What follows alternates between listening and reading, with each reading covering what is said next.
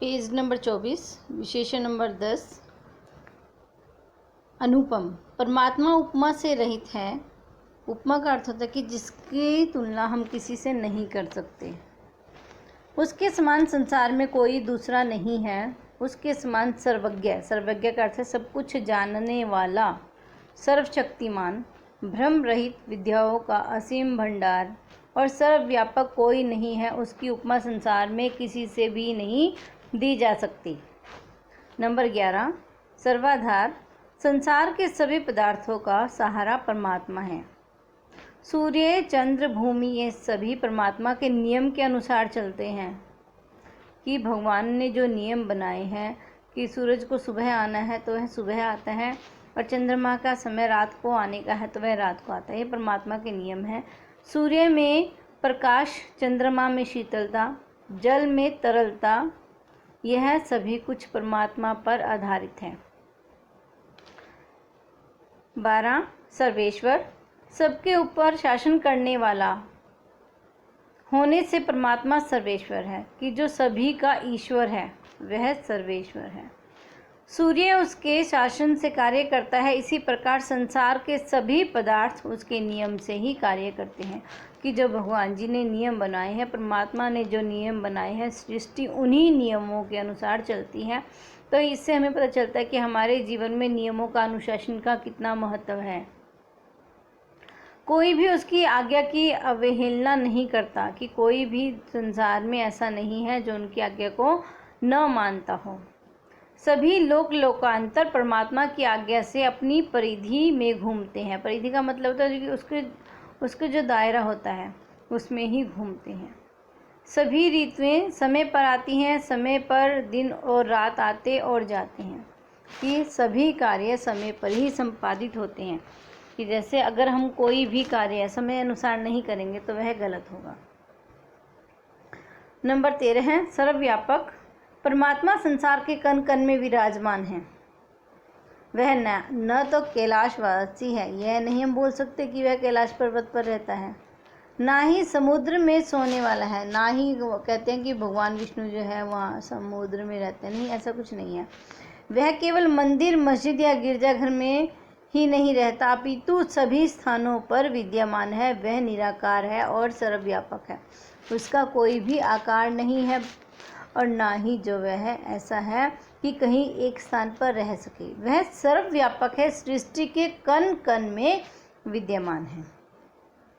Number 14 है सर्वअंतर्यामी। सर्वअंतर्यामी का मतलब होता है कि सब कुछ जानने वाला।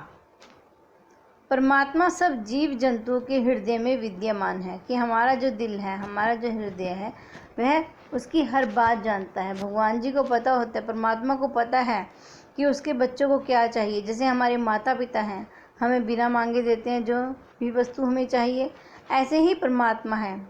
हम जो भी सोचते हैं उसका भी ज्ञान परमात्मा को है। नंबर 15 है अजर। जरा बुढ़ापे को कहते हैं। परमात्मा कभी बूढ़ा नहीं होता। वह प्रणव है, सदा नवीन रहता है, नूतन रहता है। उसकी सारी शक्तियाँ सदा एक सी बनी रहती हैं। वह एक रस है। नंबर 16 है अमर। क्योंकि परमात्मा का कोई भी जन्म नहीं हुआ, अतः वह अमर है। जो जन्मते हैं और मरते रहते हैं वे परमात्मा नहीं हैं। कि जिसका जन्म होता है, मृत्यु होता है, वह परमात्मा नहीं है। क्योंकि परमात्मा अमर है।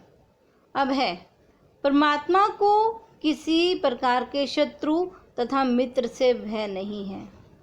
मनुष्य अपने बनाए बिंब से स्वयं भयभीत हो जाता है। बिंब का अर्थ होता है कि जो हम प्रतिबिंब बनाते हैं, अपनी जो है छाया बनाते हैं, अपनी छवि बनाते हैं, उससे ही हम डर जाते हैं। नंबर 18 है नित्य पवित्र। परमात्मा में कभी किसी प्रकार की भी अपवित्रता संभव नहीं है। मनुष्य दुष्कर्मों से अपवित्र हो जाते हैं। कि जो हम दुष्कर्म करते हैं, बुरे कर्म करते हैं, उससे हम अपवित्र हो जाते हैं। वह सदा पवित्र है, सत्कर्म करता है। परमात्मा जो है वो पवित्र है, साफ है, स्वच्छ है। वह सभी सत्कर्म करता है, अच्छे अच्छे कर्म करता है। नंबर 19 सृष्टिकर्ता परमात्मा समस्त संसार को रचने वाला है। वह अपने ज्ञान और व्यापक शक्ति से संसार को बनाता है। सूर्य, चंद्रमा, जल, वायु, अग्नि तथा भूमंडल को उसी ने रचा है। किस किस को रचा है भगवान ने? सूर्य, चंद्रमा, जल, वायु, अग्नि, भूमंडल। जैसे आत्मा शरीर का संचालन करती है, कि जैसे हमारे जो शरीर है वह आत्मा के द्वारा चलता है। अगर इसमें से आत्मा निकल जाए तो शरीर मिट्टी बन जाता है, यानी कि मर जाता है। इसी प्रकार परमात्मा ब्रह्मांड के कण कण में निवास करता है और उसका संचालन करता है। परमात्मा जो है सृष्टि के कण कण में विद्यमान है और वो ही संसार को, सृष्टि को चलाता है, उसका पालन करता है। परमात्मा को अपनी पूरी सृष्टि में किसी प्रकार का कोई भी भय नहीं है। इन गुणों से युक्त केवल परमात्मा ही है। हम सबको उसकी ही उपासना करनी चाहिए, किसी देवी देवता की नहीं। कि जो हमें उपासना है वह परमात्मा की करनी है। और परमात्मा के विशेषणों से मैंने आपको अवगत करवाया है कि परमात्मा में क्या क्या विशेषण होने चाहिए। आइए दोहराते हैं। सच्चिदानंद, निराकार, सर्वशक्तिमान, न्यायकारी, दयालु, अजन्मा, अनंत, निर्विकार, अनादि, अनुपम, सर्वाधार, सर्वेश्वर, सर्वव्यापक, सर्व अंतर्यामी, अजर, अमर, अभय, नित्य, पवित्र, सृष्टिकर्ता।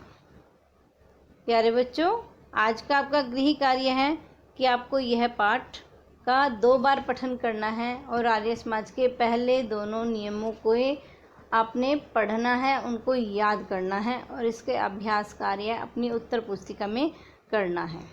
धन्यवाद।